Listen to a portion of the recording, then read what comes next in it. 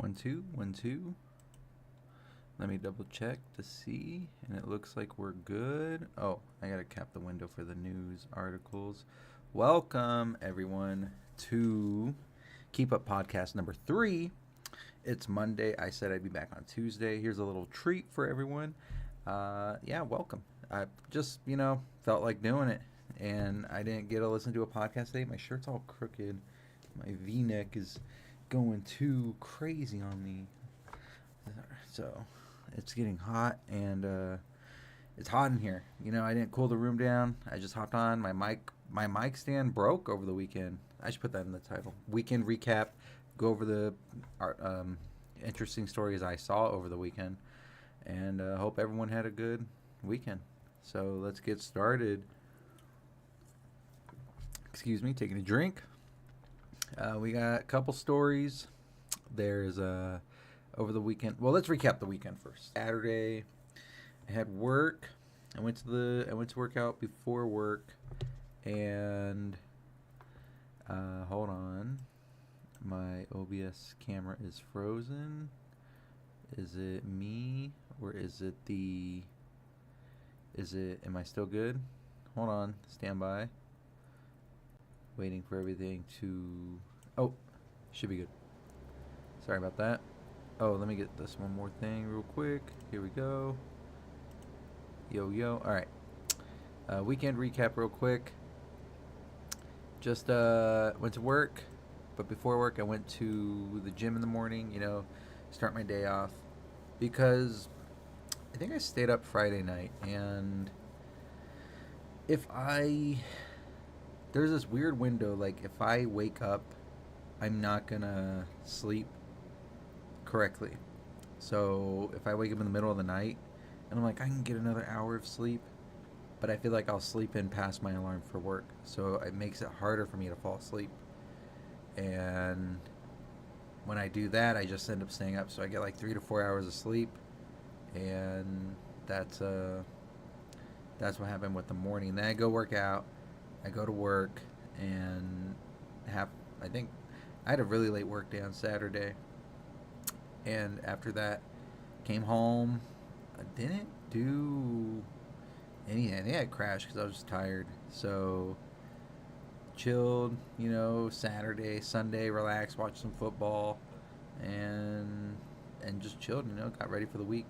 And Sunday's always the beginning of the week, but I usually don't do anything on Sundays. I try and plan everything out. So welcome. Andy, you hate this world. I hope everything's okay. We'll send a little message.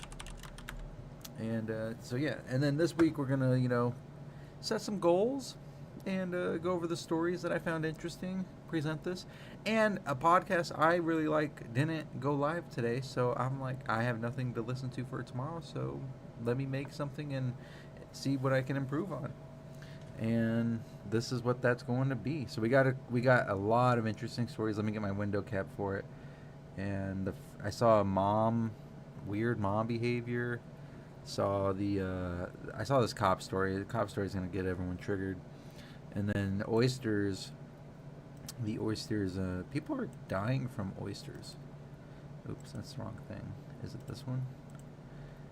Yes, it is this one. Oh, I still have to find that Spider-Man fail. I'll probably pull it out for on a Friday to bring that back. Let me resize this for you. And this window's that should be good enough to see, right? Do this for you. We'll do that and see if I can make it smaller. You can't really zoom. If I zoom in, it should make the text a little more legible for people. But I'm gonna go over the stories as well, so no worries. And let's get started. First, I'm gonna go from least interesting to interesting. I'm gonna go from the oyster story to the cop story, and we'll close on the mom story. So let's do that. The first story was the oyster. So yeah, this is the second story I've seen this year about oysters killing people. And this has a video on it. I don't just want to watch the video, but it says Texas man dies from flesh-eating bacteria. We could look up the flesh-eating bacteria after this. This is just a video. There's no text article. We can watch the video. It's from, who's it from? NBC? Oh, this is super loud. Hold on. CDC issues new warning about deadly bacteria found in oysters. But is it just in Texas? This is...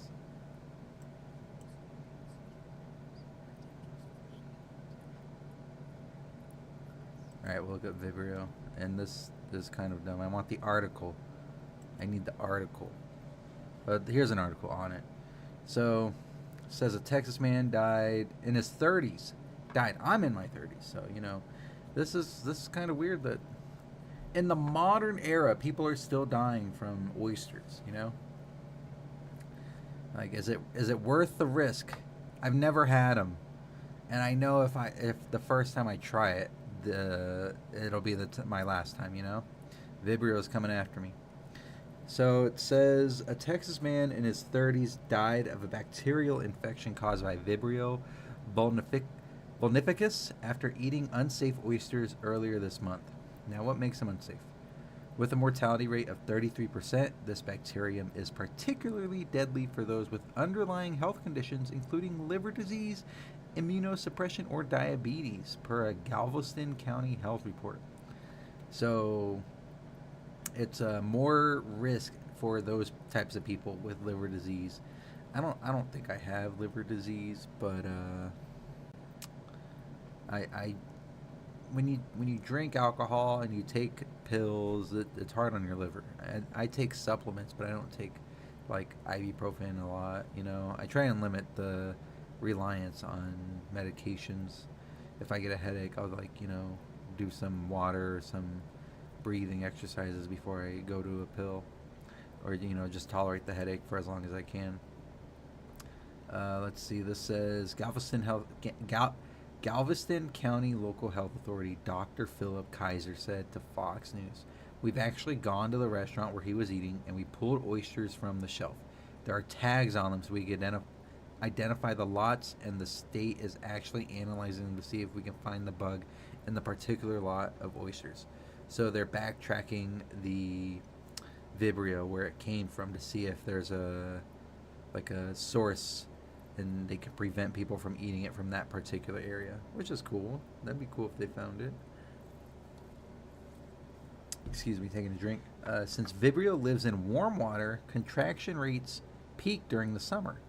Since this summer was the hottest, infection rates are high. Oh, so the weather changing is breeding the Vibrio. There you go. Hot planet equals Vibrio. People eat the oysters and it takes them out.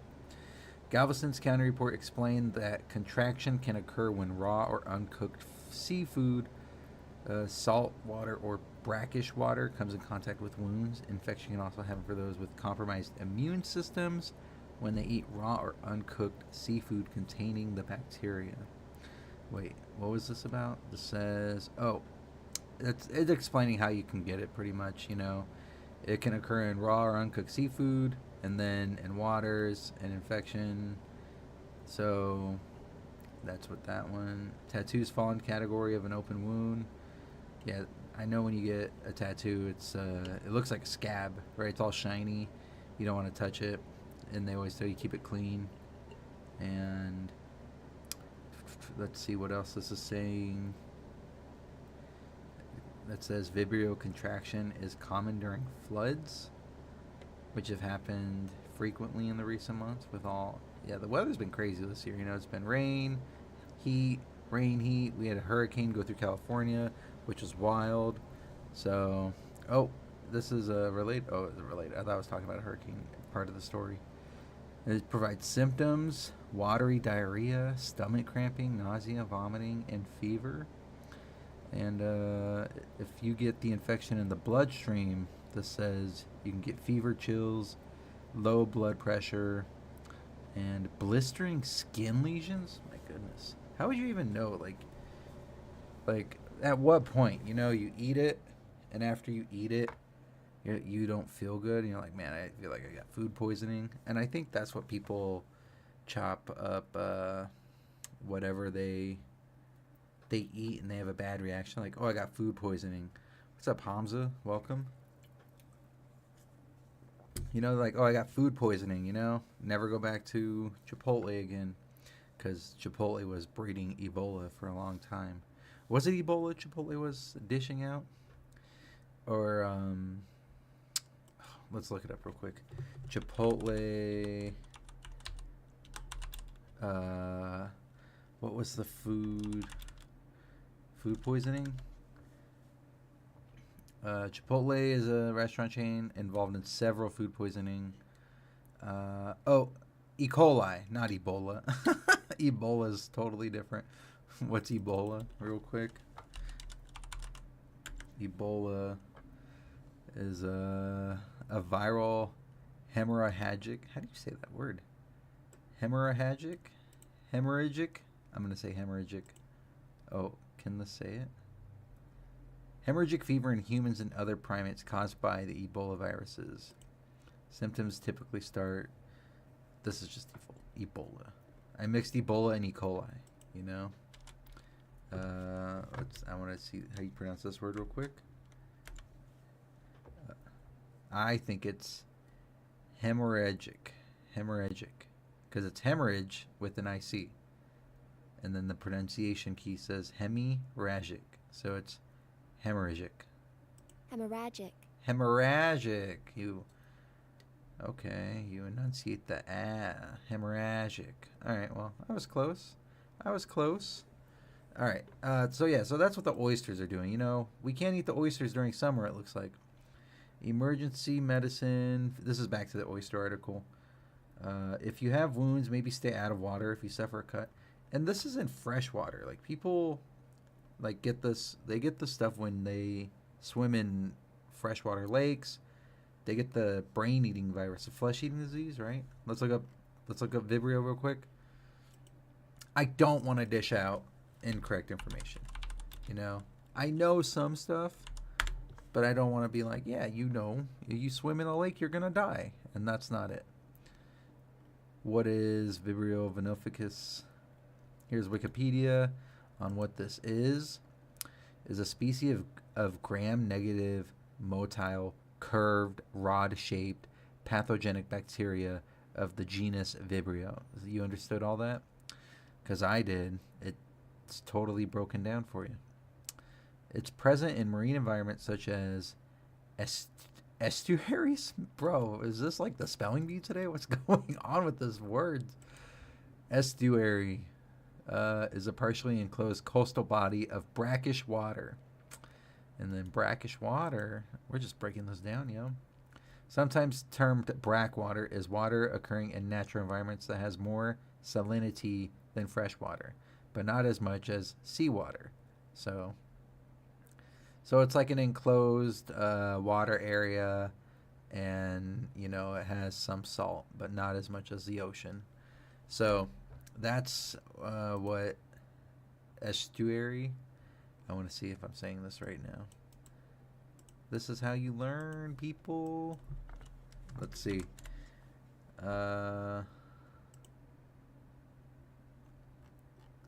Estuary pronunciation. Or I can put definition, and it should pop up there too. Okay. So the estuary, and then the pronunciation key estuary.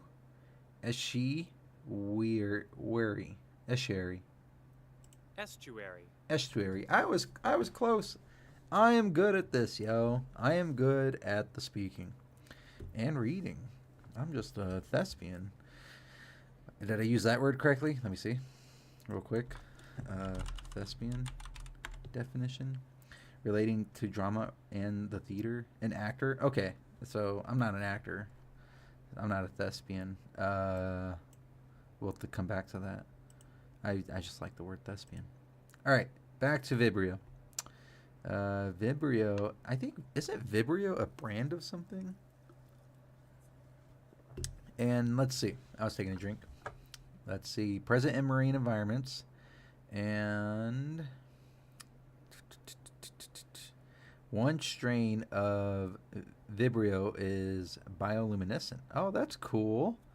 So it glows in the dark at the end of the night, right? Yeah, it glows. They're light producing. So you see shiny water, make sure you drink it. And then Wikipedia is just saying the strains of Vibrio. This is the same sentence as the first sentence in this one. And almost the same exact word for word paragraph down here. Excuse me. Have been observed in 3 different forms. The first is an anti-phagocytic polysaccharide capsule that protects the bacteria. What? By encapsulating the bacteria, phagocytosis and opsonization cannot occur, thus allowing the bacteria to continue throughout the organism it is in. So let's look up these words. Oh my goodness. Can they put it in like not crazy words? Make more susceptible to phagocytosis. Now, what's phagocytosis? So we know what that is. The ingestion of bacteria or other material by phagocytes and amoeboid protozoans. The ingestion of bacteria or other material. I'm just looking stuff up, you know.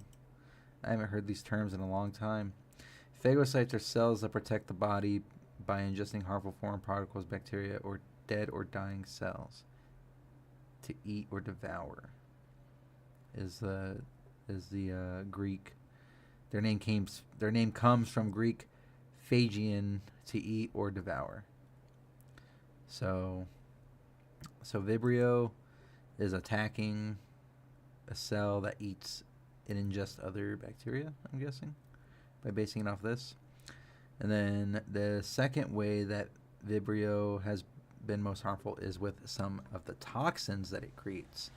These toxins are not part of the infection and that Vibrio causes, but instead they are part of the secondary infection into the gastrointestinal tract that most certainly will lead to systemic infection.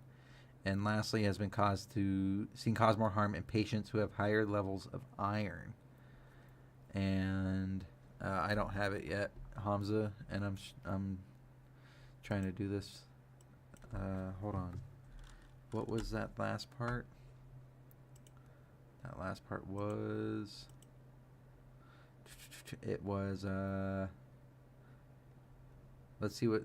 Because it also said the flesh-eating disease, right?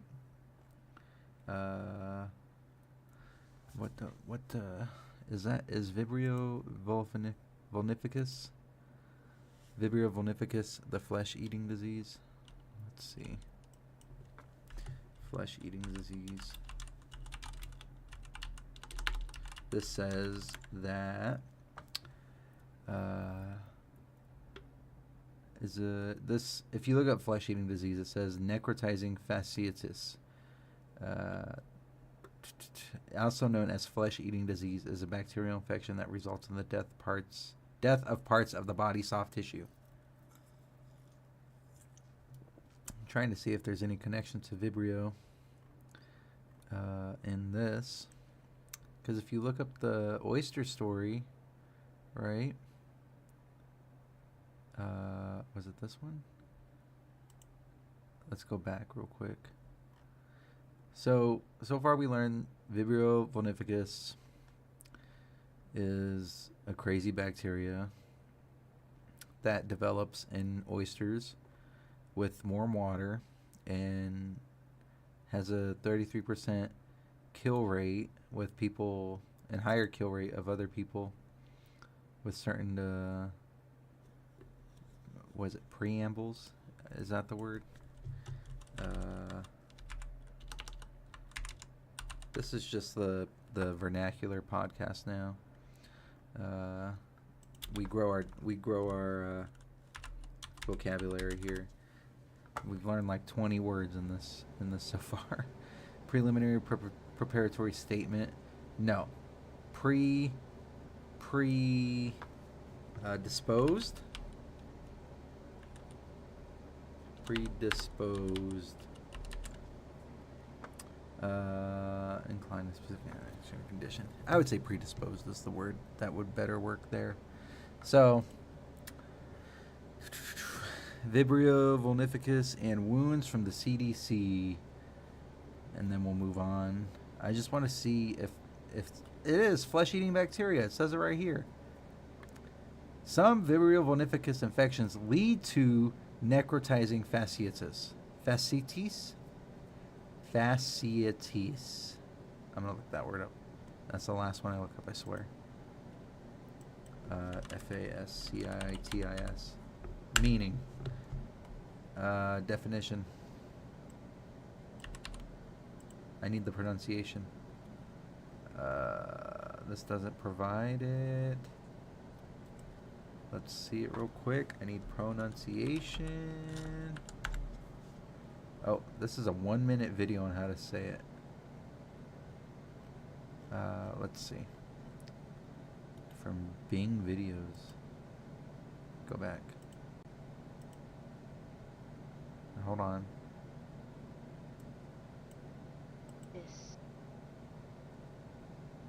Did I miss it?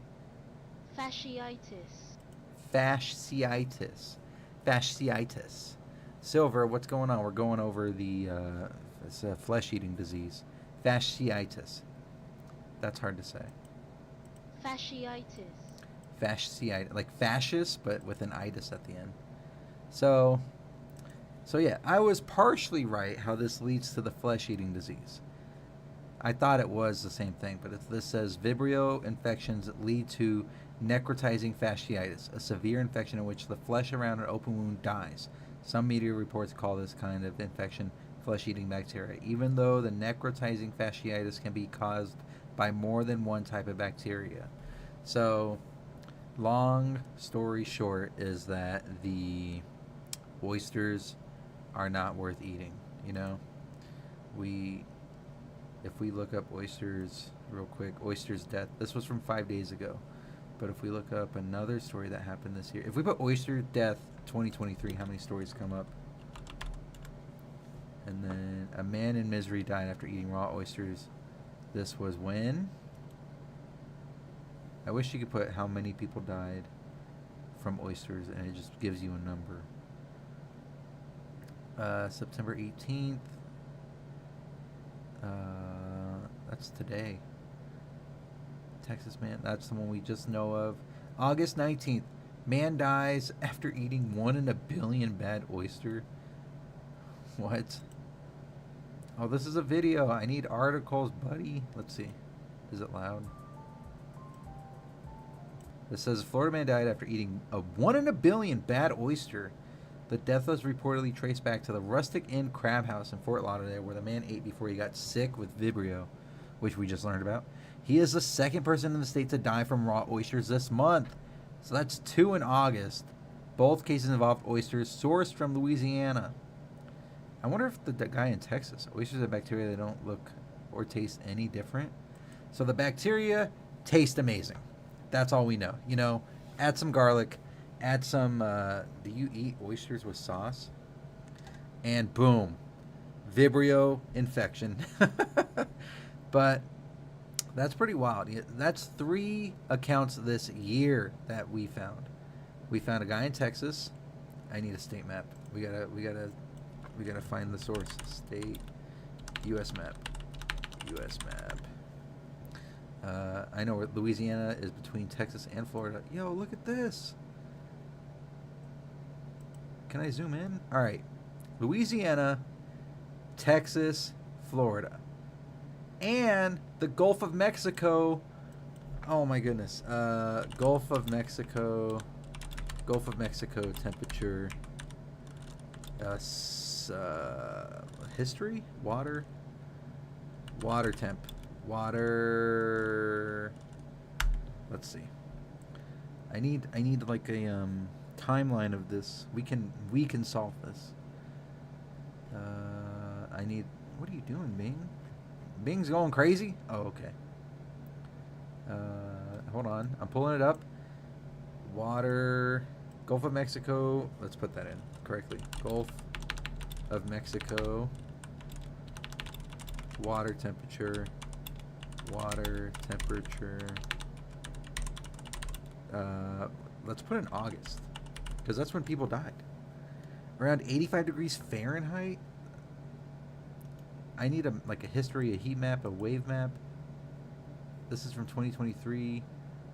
This is a graph that shows. This is an article from seatemperature.info. In August, seawater temperature all along the Gulf of Mexico coast warms above 68 degrees Fahrenheit and is enough for comfortable bathing. The warmest average Gulf of Mexico water temperature in August is 88 degrees in Tampa, and the coldest sea surface temperature is 83 degrees. So, seafood itself is supposed to be stored between uh, 39 to 41 degrees, I think. Let's look up food holding. What temperature to hold oysters at?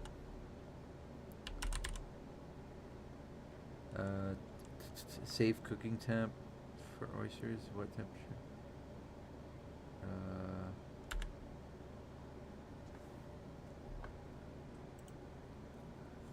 The best temperature to keep unshucked oysters is fresh between 40 and 45 degrees. So if these oysters are chilling in 80 to 85 degree waters, it's probably cooler down on the ground. I don't know anything about oysters, but you know that it said in the article that the virus bred in that warm water. Where is it at? There is no evidence that the business did anything to contaminate the oysters. Where is it at? We found it. The illness called vibrosis comes from eating food contaminated in Vibrio bacteria and causes an estimated 52,000 illnesses a year. From the CDC. To avoid contracting the Vibrio bacteria, the U.S. Food and Drug Administration recommends avoiding raw oysters or undercooked shellfish.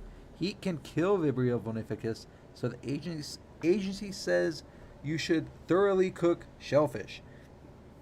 Are these people eating raw? Do you eat oysters raw? Eating raw oysters with hot sauce or while drinking alcohol does not kill the bacteria. Only heat can destroy the bacteria. Only heat. This also says, let's see, it's not just raw oysters you can get it from. Oh yeah, you can get it in swimming in warm water. Treatment. If caught early, includes antibiotics and fluid replacement. Where was all this information earlier? Was this the same article?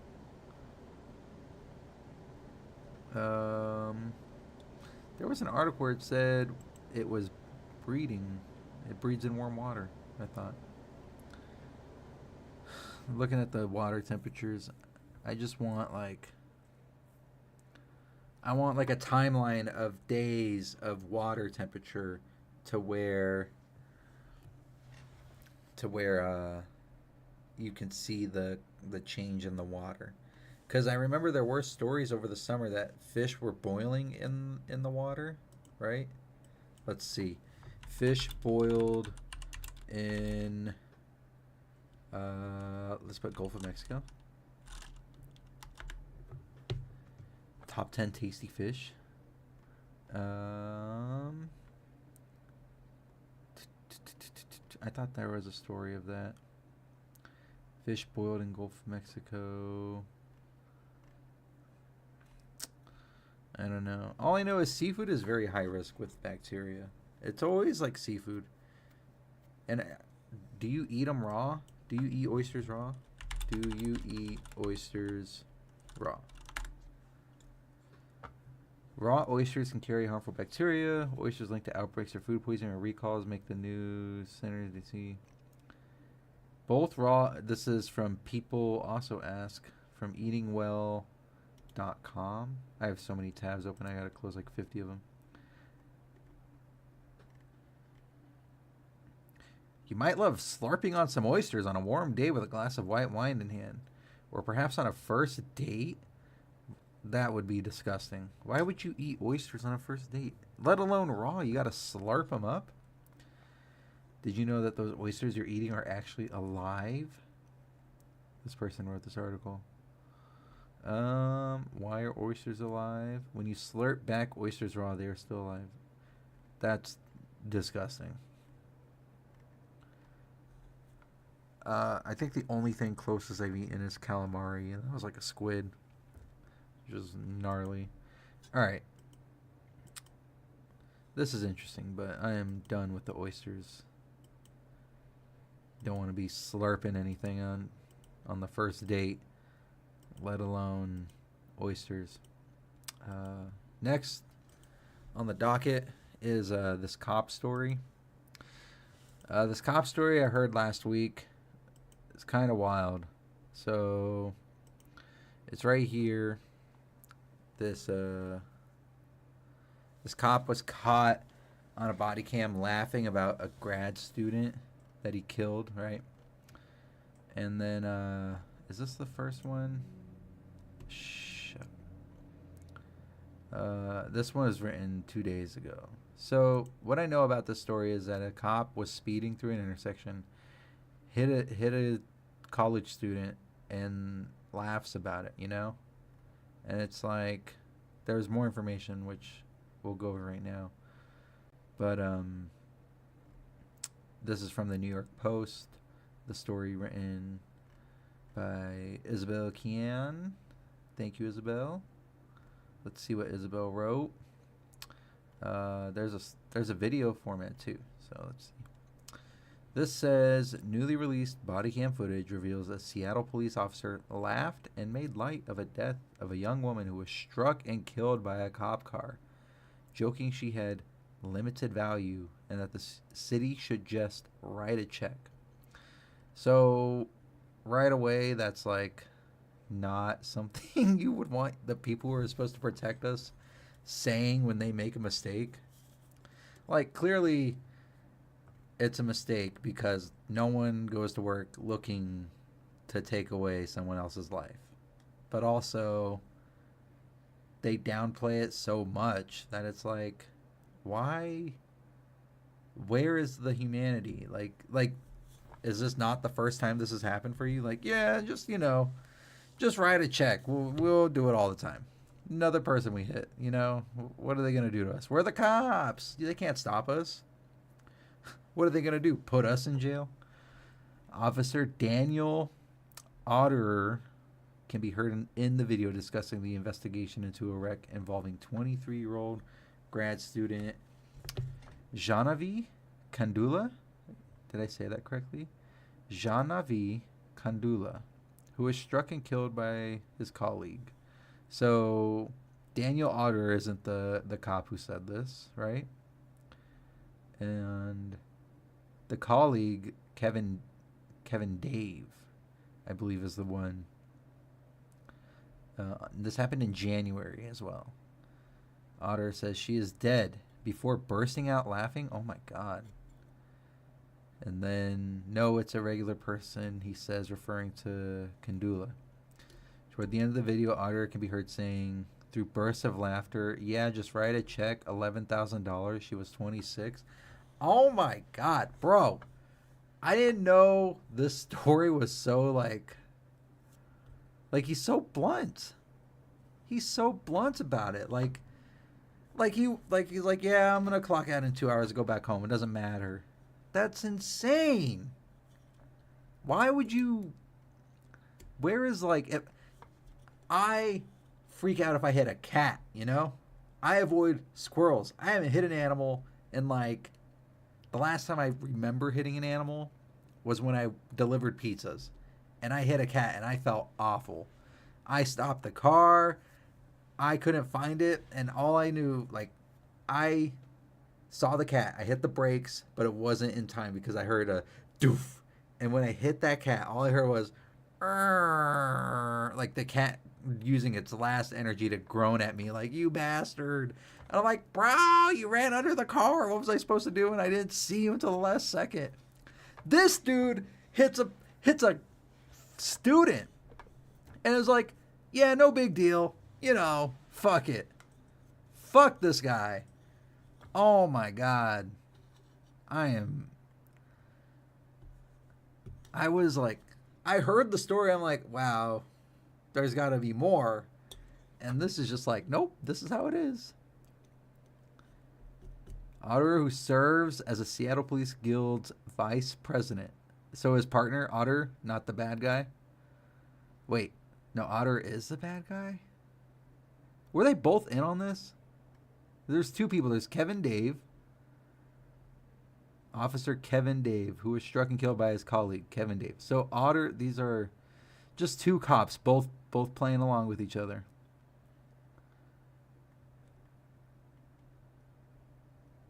And then it says, so he's the president? Otter, who serves as the police guild's vice president, mentions in the clip that he did not believe a criminal investigation would be conducted.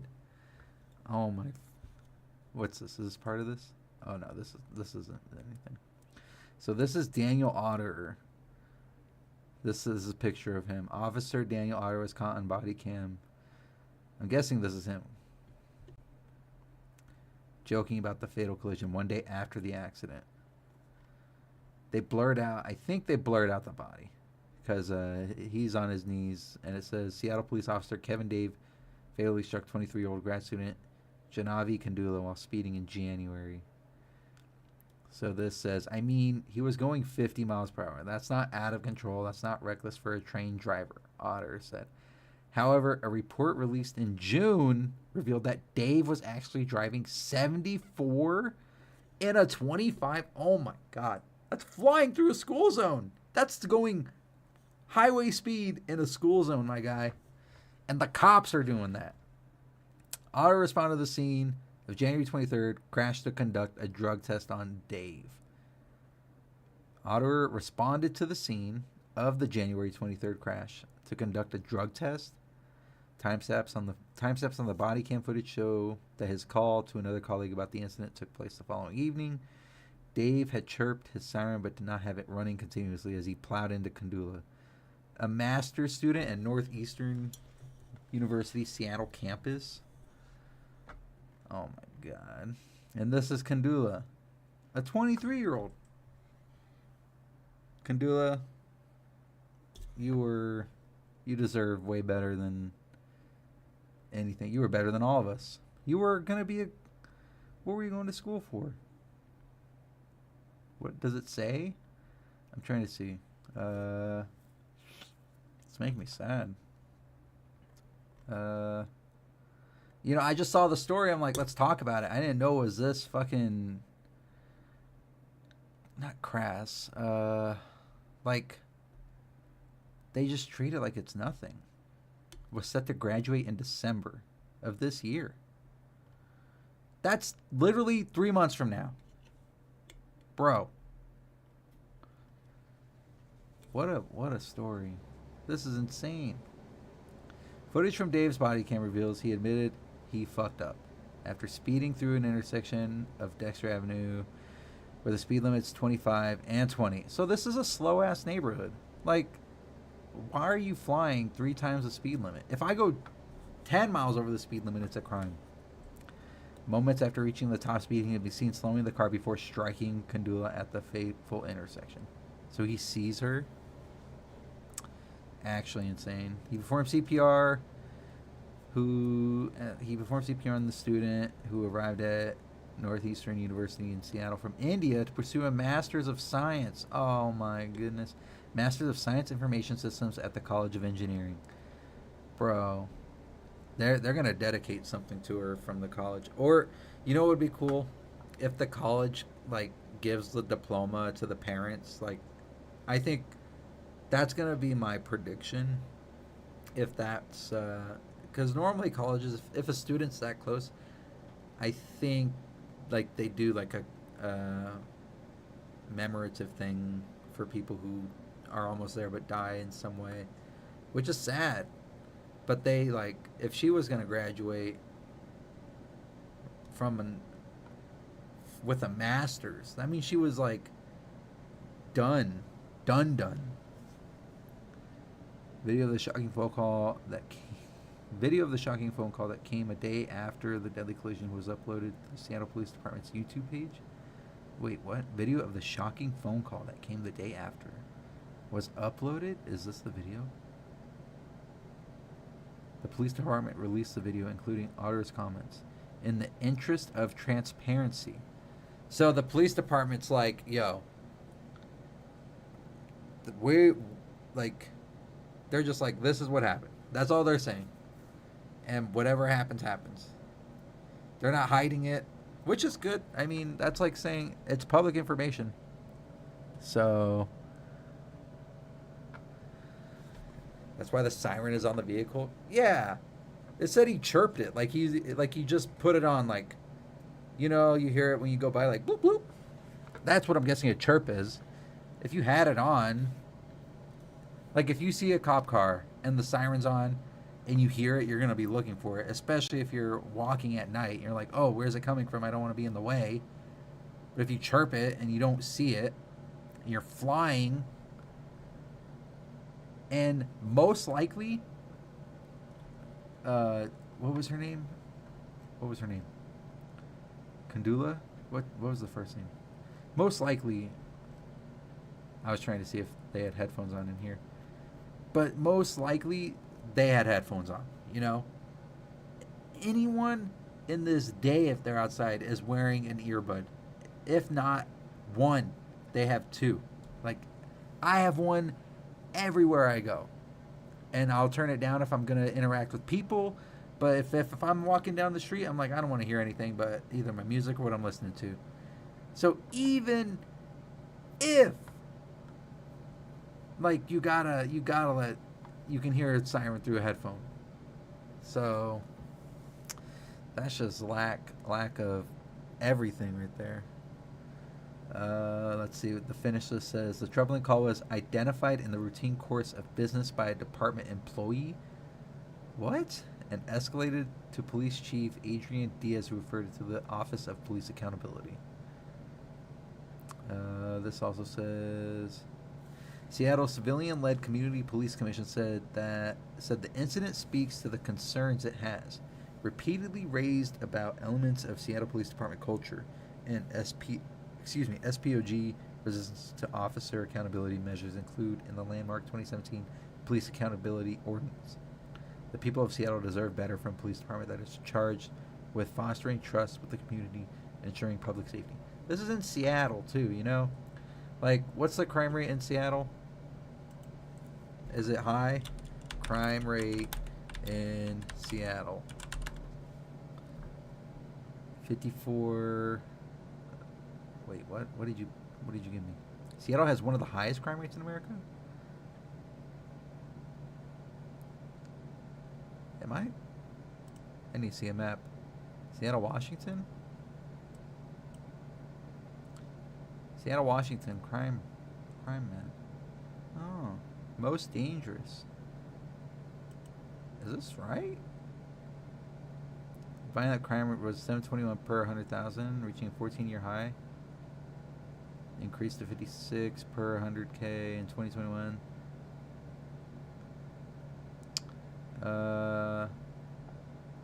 Seattle had similarly sized metro areas. I didn't think Seattle was that bad. What am I thinking of? I'm thinking of Portland.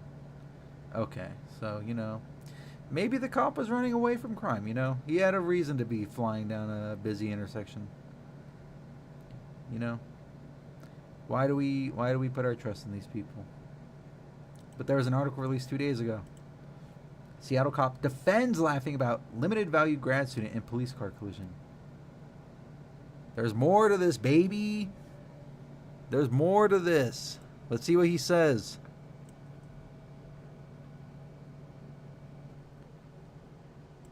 So he says, this was written by someone else, Catherine Don Levy. Thank you, Catherine. From the New York Post as well, so you know. I think New York Post is a reliable source of information, you know? They do a little bit of this, a little bit of that. Seattle cop who joked about the death of a graduate student who was fatally struck by a police cruiser while crossing the street defended his callous remarks in a statement released Friday. Officer Daniel Otter claimed his cold-hearted laughter at the 23-year-old Janavi Kandula's death and jokes that the city should just write a check were taken out of context during a private call he didn't know was being recorded by his department-issued body camera. He's like, no, it was out of context because it was a private phone call. No way. That's the angle he's going for. Oh, it said he was reportedly going 74 and a 25 while responding to a different, quotes, high priority call. I need to see that call because if they have that on record, we can collaborate and prove it. Postal's 2 is 95 cents. Wait, what? It's did you know Postal 2? What's Postal 2? Andy, I was saying because of your job you got jacked and you lost your controller. Ah, damn, bro. Well, you got your new job on the way, so I'm happy for you. You know, it's Monday. We're starting the week off right. Let's see. Otter, who is the guild's vice president, told Solon he did not believe a criminal investigation was being conducted because Dave wasn't driving out of control. Bro, so the vice president was joking about this. Otter cackled that the city should just pay the devastation one of its officers caused them, and she was 26. He said he misstated the victim's age. She was 23, wasn't she? Yeah, she was 23. Early 20s. Bro, she just started life. About to take on the world. Oh, okay. I'll check it out. After learning that his insensitive quips were in the hands of the department, Otter submitted an August 8th letter to the Officers Guild defending his action and requesting an expedited employee misconduct. So he found out that what did it say? His incentives were in the hands of the department. So he found out what he said was in the hands of the department. He submits a letter to the Officers Guild defending his actions. I want to see that letter. Is this publicly available? It is publicly available. Oh shit. Alright, we'll read that real quick. Defending his actions and requesting expedited employee misconduct investigation. So he's like, yo, I need this to be looked into. Employee misconduct. Otter claimed he was responding to comments made by Solomon that were not picked up by the cameras, in which he questioned what crazy arguments lawyer could spin the tragedy into surrounding the value of a human life. I responded with something like, she's 26 years old. What value is there? Who cares? Otter stated. I intended the comment as a mockery of lawyers. I was imitating what a lawyer tasked with negotiating the case would be saying and being sarcastic to express that they shouldn't be coming up with crazy arguments to minimize the payment. What? That sounds like... When was this excuse made? Because this happened in January. And then he says this, and he's like, oh, I was speaking from the lawyer's point of view. Otter asserted that his laughter was aimed at the ridiculousness of how incidents are litigated before pointing out that he didn't realize his private conversation was being recorded. I understand that without context, the comment could be interpreted as horrifying and crude. Without the context, the comment is insensitive to the family of the victim, when in reality I was involved in a conversation regarding the callousness of the legal system. The Officers Guild backed up Otter's claims of innocence, stating that the existing video that gained viral status in the immediate wake of its release fails to explain the full story in context. Bro. The Guild applauded Otter for coming forward about the footage 1 month before it was publicly released, adding that more details surrounding the incident will be forthcoming. The footage was released by Seattle Police Department in the interest of transparency 1 day after the deadly collision was uploaded. Truly disturbing. Kandula's family said it was disturbing, saddening to hear. And let's see what else. Anything else in here? All right. We got some stuff to do because Bro, it just sounds like he's covering. I want to see the comments for both of these. All right, let's see. This article was written. This one was written September 12th. So 6 days ago. And this one was written 2 days ago. Right? September 15th. 3 days ago. 16th. 2 days ago. So we're at the comments real quick. And when... Let's see. The climate has probably changed on this.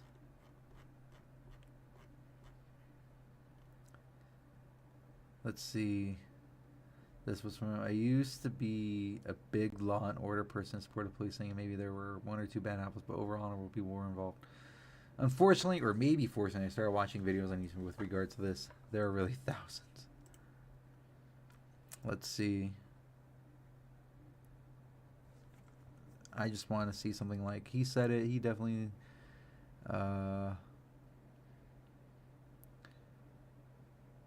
nothing really...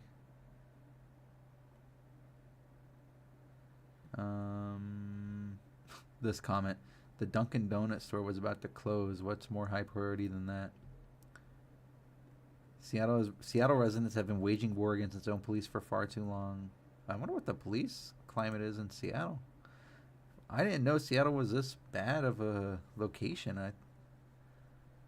You think Seattle? When you hear Seattle, isn't that where the Space Needle is? Right? Seattle Space Needle? Yeah. Like when you hear of Seattle, you don't really hear of crime. So to hear that it's one of the highest crime-ridden areas ever is wild. Obviously, when they defunded 25% of their force, they got rid of the wrong ones or had more to go. But it is Seattle. I'm learning something new every day. What happened to the overdose call he was going to? The high priority call? Yeah, we need to look into that. You know, can we... If they have that piece of evidence, then that corroborates a part of the reason why he was flying so fast, you know? But even if there is a high priority call, I have seen personally cops passing intersections, and they at least slow down during like crazy intersections, like crazy busy ones. Like even ambulances and fire trucks don't just blow through intersections unless they know for a fact that like the streetlights have been green for them, greenlit all the way, and they know they're gonna like be okay. And then you can hear the sirens coming like cars. This was at night and going 3 times the speed limit in a 25. So he was going 75 on a high priority call. So we need that call. Let's see. 2 days ago, I worked in EMS. There's a lot of trauma, and it doesn't mean they don't care, but excessive use of force without consequences is far, far worse than laughing at someone else's misfortune. Even if it is out of context, like, there's a time and a place for those conversations, right? Like, it's not his first day. And he's like, oh, like, it just feels like he's covering. That's all it feels like. This person. If driving at a rate of 74 miles per hour in a 25 mile per hour zone is not reckless, then I expect the Seattle police would not stop anyone for doing the same while on a high priority drives to lunch or Walmart. Whether or not the pedestrian was in a crosswalk is also extremely relevant to this incident, and any eyewitness account of the event could be crucial to the determination of whether any criminal offense occurred and therefore should not be dismissed as irrelevant.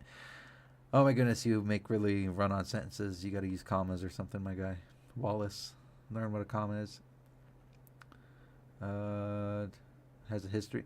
I understand this cop has a history of insensitivity and being reassigned. Dark humor is often used in stressful situations. This went beyond that. She was killed while walking in a crosswalk by a cop who was speeding.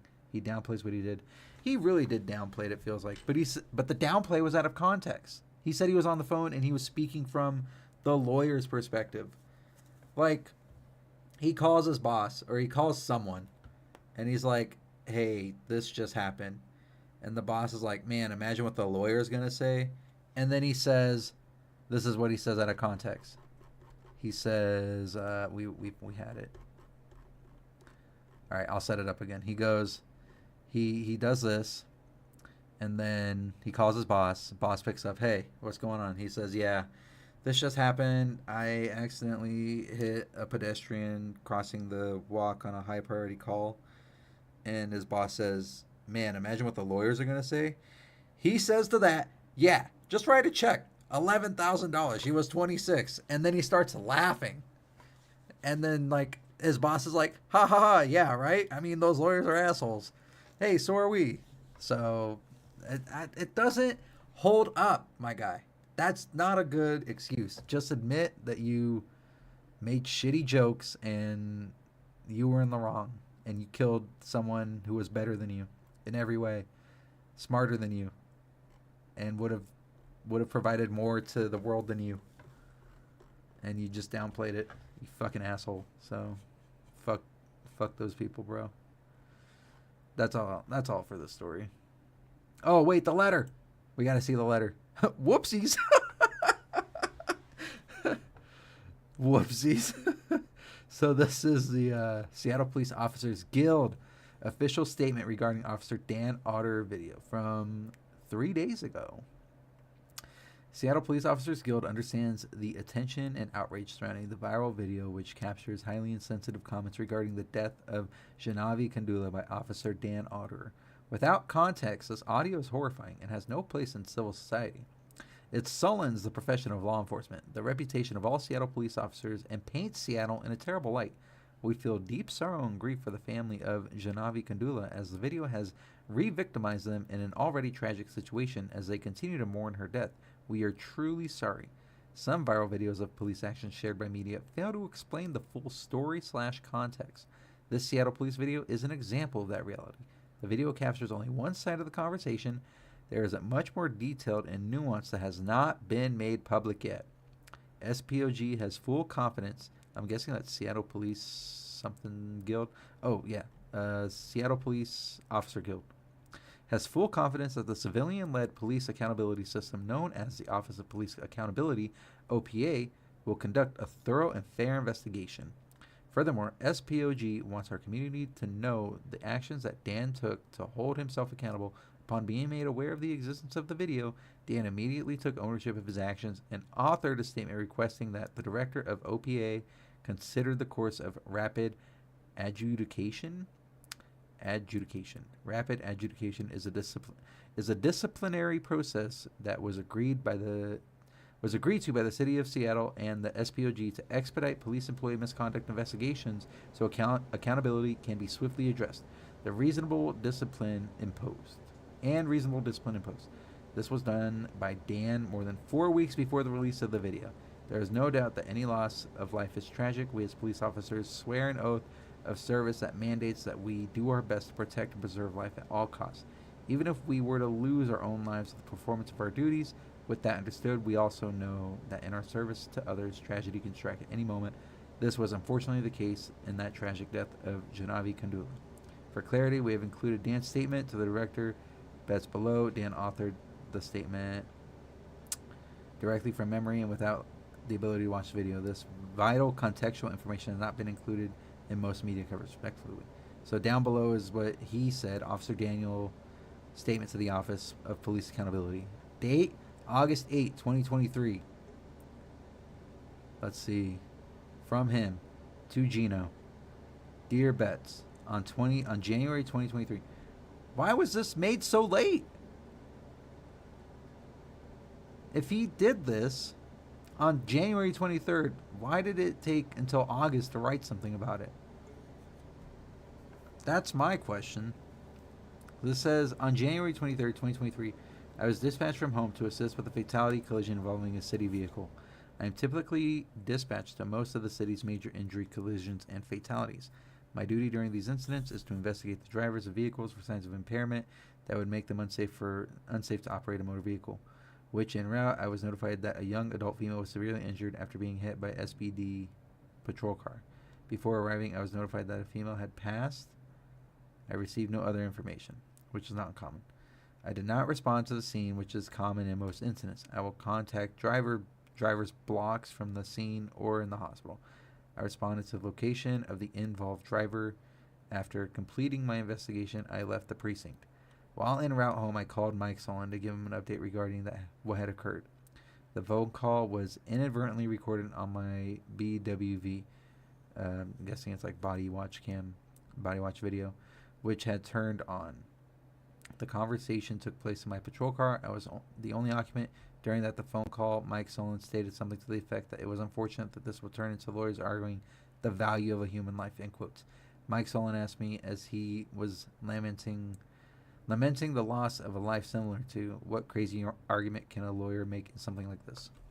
What crazy thing can they come up with? I responded with something like, she's 26 years old. What value is there? Who cares? I intended the comment as mockery of lawyers. I was imitating what a lawyer tasked with negotiating the case would be saying, and being sarcastic to express that they shouldn't be coming up with crazy arguments to minimize the payment. I laughed at the ridiculousness of how these incidents are litigated and ridiculousness of how I have watched these incidents play out as two parties bargain over a tragedy. At the time, I believed the conversation was private, not being recorded. The conversation was also not within the course of my duties. I understand that without context, the comment could be interpreted as horrifying and crude. Without context, the comment is insensitive to the family of the victim, when in reality, I was involved in a conversation regarding the callousness of the legal system. At the time, I had no idea who the victim was. All I knew was the person's approximate age and sex. That being said, I do understand that one side of the conversation was recorded on my BWV. I do understand that if a citizen were to hear it, that they would rightfully believe I was being insensitive to the loss of a human life. I also understand that if heard, it can diminish the trust of the Seattle Police Department and make all our jobs more difficult. With all that being said, the comment was not made with malice or hard heart. Quite the opposite. My intent in requesting rapid adjudication is to be as transparent as possible. I'm willing to accept any responsible discipline in our accountability partners and the chief of police wish to hand down. So, respectfully, Daniel Utter. So, this just I feel like this explains. I did update it, Flash. I feel like this explains partial actions, because it said he was dispatched to a fatality collision, right? And does that require going 75 miles an hour? I don't know. But even still, like, why would you? I don't believe it. That's what I'm saying. I don't believe him. I feel like he's covering bases. I feel like the statement is late and all off memory and trying to piece together certain pieces of information while trying to do damage control. So, but you have police investigating police, right? Because this said the Office of Police Accountability. Oh, civilian-led police accountability system. So civilians are going to be looking over this. So this will be interesting to follow up on when we get the see what the people say or whoever's in charge of this. But I don't believe it. That's how I feel about that. So we're gonna go to the last story. Last story, baby, we made it. Last story is really interesting and a good change in direction. See, we went everywhere. We went from food to police. And these are stories that capture my attention, and I want to go over them. And I didn't know anything about as much. Like, this was really enlightening, I would say. Like, you saw the beginning, the middle, and now where we're at. And I wish I had more information we can break down, but we don't. And then the food, we learned a lot about oysters and vocabulary because I didn't know any of the words. Or I knew them and I didn't know how to properly put them out there. And then now we got this mom. So this mom, I saw this video when I was taking a shit. And I was like, what? So, and then it was like, well, that's his mom. So this video, I think we can play it right here. This is the video, right? So this is, right? That's his mom hugging him like that. Now the question is this inappropriate? Like, this mom hugging her kid like this, right? and I'm just, it's the way she's dressed as a mom. I mean, mom's dressed like that. I mean, nothing wrong with the way she's dressed. She's owning it. Her outfits slay, matching the team colors. But I don't like the hug. I don't know, the hug just seems a little over the top. It's wild. And there are comments. I mean, there's a story about it. Uh, where's the story? She made a response to it. Should we watch the response? I feel like it's just gonna be like mind your own business. Let's see. See comments where like literally thought it was his girlfriend. She's not like a regular mom. She's a cool mom. A bit much there, mom. Keep your feet on the ground. Let's see. Let's see if she made a statement. Let's see what the statement is. Can I listen to this? Let's see. Not gonna make any comments or try and justify anything about the show. It was literally a hug between my son and I, and so if you're one of the people that happens to see something immoral or sexual or wrong with it, then I'm just gonna say that's on you. I don't have anything else to say, and I'm not gonna try and explain my actions. See, I told you. Just to mind your own business. I want to see the comments. 134 downvotes. Comments gotta be gold here, baby. That's totally weird. Let's see. Why can't people mind their own business? Yeah, see. Guess we all jump to conclusions. What the Sun said. Yeah, so this is I know the story of the Sun too. So he's wearing number 44 for this game, and that has to do with his father passing, and it was a moment for them. So, but I don't know. There's a perfect moment in cinema, and it's in what's the movie? Ferris Bueller's Day Off. In Ferris Bueller's Day Off, she picks him up from school, but she's pretending to be his mom. So as Ferris gets to the car, they start making out, and the principal doesn't say anything. He just says, "So that's how it is in their family," and that's all we can say to this. You can feel something about it, but you can't stop it. The mom loves her kid, and that's how she expresses it. So you just gotta let people be. I just thought it was a wild story. I saw it and I was like, this is insane. People gotta know about this. More people do know. But I thought it was interesting. And I thought it was a short story too, which it was. So there you go. There you have it. You got everything. We did it. We did the damn thing. And that's gonna be it, Oh, goals. We gotta set goals for the week.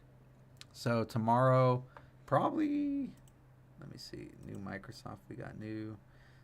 I just want to see regular news stories. Anything interesting before we get off?